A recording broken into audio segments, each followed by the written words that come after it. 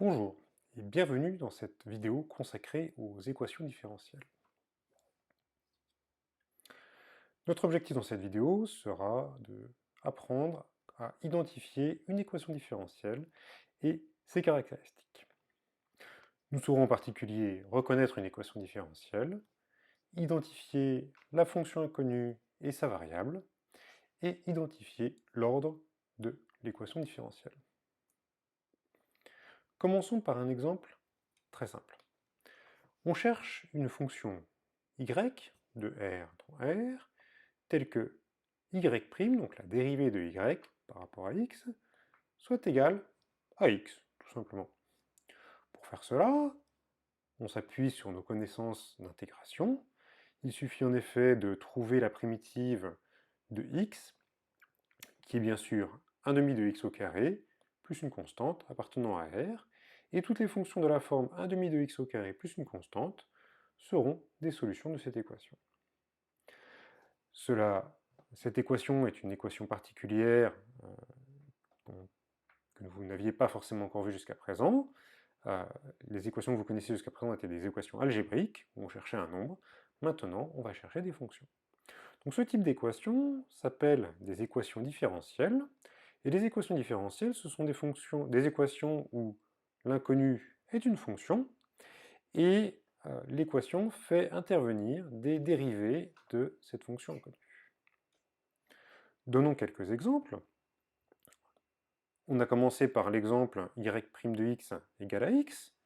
Dans cette équation différentielle, l'inconnu est y, c'est bien une équation différentielle puisqu'on a la dérivée de y qui intervient.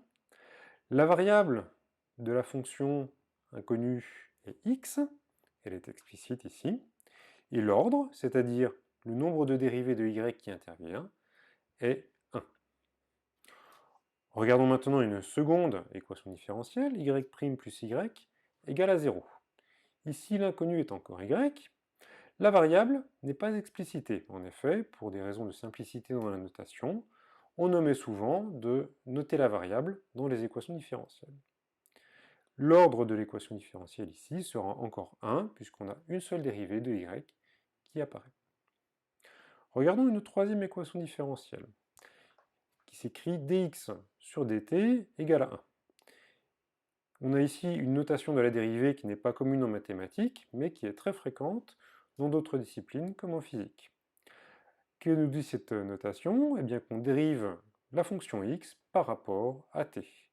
L'inconnu de l'équation est x, la variable de cet inconnu est t, et l'ordre est encore 1, puisqu'on a une seule dérivée ici de x qui intervient. Terminons par la quatrième équation. θ plus sinus θ égale 0. C'est l'équation du pendule simple. Par θ ici, on a encore une autre notation possible de la dérivée, cette fois-ci avec des points au-dessus. Le nombre de points désignant le nombre de dérivées qu'on prend de la fonction. En général, quand on met des points, cela veut dire qu'on a une dérivée par rapport au temps. L'inconnu est donc ici la fonction θ, qui est une fonction du temps. On a affaire à une équation qui est d'ordre 2, car nous avons deux dérivées de θ qui interviennent. Merci pour votre attention.